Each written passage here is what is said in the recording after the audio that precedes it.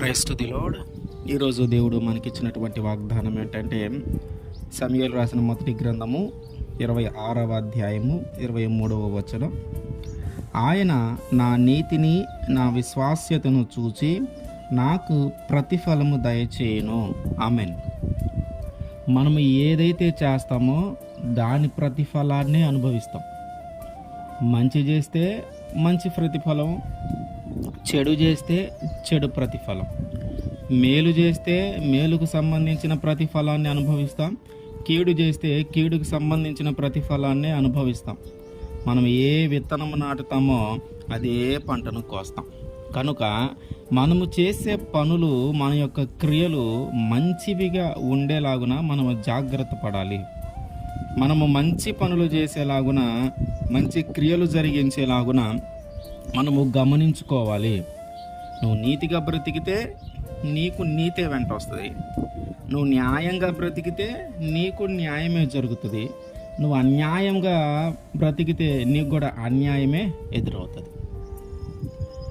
దావీదు గారిని సౌలు చంపాలని అనేకమైన ప్రయత్నాలు చేస్తా ఉన్నా దావీదు గారు మాత్రము సౌల్ని ముట్టట్లా. తనకి 2 అవకాశాలు వచ్చినాయి సౌలుని చంపటానికి.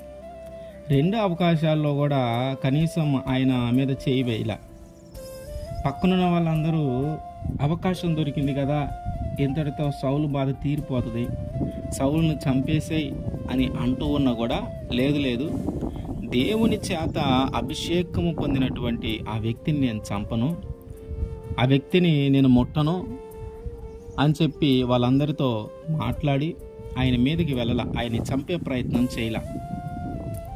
ఒకసారి ఇట్లాగే దావీదు గారు ఉన్న ఆ ప్రదేశానికి వెళ్ళి రాత్రి అయ్యేలేకే అందరూ నిద్రపోతూ ఉన్నారు. దేవుడు వారికి గాఢ నిద్ర కలుగ చేసిన తర్వాత ఈ దావీదు గారు తనతో పాటు ఒక వ్యక్తిని తీసుకొని వాళ్ళు నిద్రపోతూ ఉంటే సౌలు దగ్గర ఉండే ఆ నీళ్ళ తెత్తిని, ఆయన దగ్గర ఉండేటటువంటి దాన్ని ఏమంటాం, ఒక వస్తువుని యుద్ధం చేయడానికి వాడేది, ఆ రెండింటిని తీసుకొని వచ్చేసాడు దావీదు గారు. దావీదు గారు వచ్చిన సంగతి, ఆయన వెళ్ళిన సంగతి వాళ్ళకి అర్థం కాల. ఆ తర్వాత కొంచెం దూరం వెళ్ళి వాళ్ళతో మాట్లాడుతూ ఉన్నాడు. ఆ దావీదు గారు సౌలుతోనూ, ఆ సౌలు యొక్క సైన్యాధిపతి ఆబ్నేరుతోనూ మాట్లాడుతూ ఉన్నాడు కేకలు వేసి. మీరు రాజుకి కాపలా గాయకుండా ఎంత చక్కగా నిద్రపోతున్నారే, రాజు యొక్క ఈటెనో రాజు యొక్క నీళ్ళ తిత్తిని ఎక్కడ ఉన్నాయో చూడండి, అవి మీ దగ్గర లేవు, అవి తీసుకొని వెళ్ళిన దాకా మీరు ఏం చేస్తూ ఉన్నారు, మీరు మెలకుగా ఉండాలి కదా అని ఆబ్నేర్ని అంటా ఉన్నాడు. తర్వాత సౌలుకు అర్థమైంది, ఇది దావీదు గొంతే. దావీదా, నువ్వేనా నాయనా అంటే అవునయ్యా అన్నాడు. ఎందుకయ్యా, దావీదు గారు అంటున్నాడు, ఎందుకయ్యా నన్ను ఇంతగా తరుముతున్నావు, ఏం పాపం చేశాను నేను, నీకేం అన్యాయం చేశాను, నీకేం కీడు చేశానయ్యా, అది నేను చేయలేదు కదా, ఇదిగో నాకు ఇవాళ కూడా అవకాశం వచ్చింది నిన్ను చంపే అవకాశం, కానీ నిన్ను ముట్టలేదు, నీ యొక్క ఏటెనో ఆ యొక్క నీళ్ళ తుత్తిని మాత్రమే తీసుకొని వచ్చాను. ఇక ఆ టైంలో నిన్ను చంపటం ఎంత పని నాకు, కానీ ఇప్పటికి కూడా నేను చంపలేదు కదా, ఇప్పటికైనా అర్థం చేసుకోయా, నన్ను ఎందుకు చంపాలనుకుంటున్నావు, ఇప్పటికైనా మానుకోయా అని చెప్పాడు. దావీదు గారు ఇన్ని అవకాశాలు దొరికినా ఆ సౌలు విషయంలో ఆయన్ని చంపటం కానీ, ఆయనకి కీడు కలిగించటం కానీ, ఆయనకి అపాయం ఏర్పడేలాగా చేయటం కానీ చేయలే. ఆయనకి మంచే చేశాడు, మేలే చేశాడు, తన ప్రాణమును కాపాడాడు. అంటే తన ప్రాణం తీయకుండా ఉండగలిగాడు. ఈ మంచిని బట్టి తర్వాత దావీదు గారి జీవితంలో మంచిగా ఆశీర్వదింపబడ్డాడు ఆయన.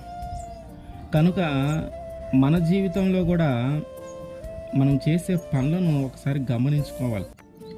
మనము ఎలాంటి పనులు చేస్తూ ఉన్నాం, ఎలాంటి క్రియలు జరిగిస్తూ ఉన్నాం, మన మిత్రులతోనైనను శత్రువులతోనైనను, మనల్ని ఇబ్బంది పెట్టే వారితోనైనను, మనతో మంచిగా ఉండేవారితోనైనను ఎవరి ఎడల మనం కీడు చేయొద్దు, ఎవరికి అన్యాయం చేయొద్దు, ఎవరిని మోసం చేయొద్దు.